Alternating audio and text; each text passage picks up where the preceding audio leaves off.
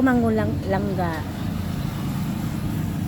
na experience na ako ng mga natuot jud ko ba tak lang ang pagipag kompronta bitaw or buhos emosyon. Be careful na dili ka mabali.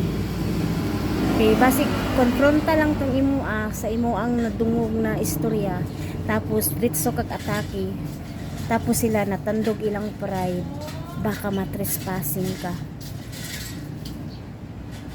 Syempre ikaw may anha, so meaning baka mapunan ang istorya kay ikaw man gyud nakalapas, kay ikaw may mingsulod.